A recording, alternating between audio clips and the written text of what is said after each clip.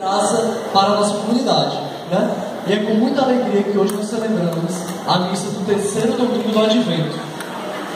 Alegremos-nos todos no Senhor, pois Ele está próximo.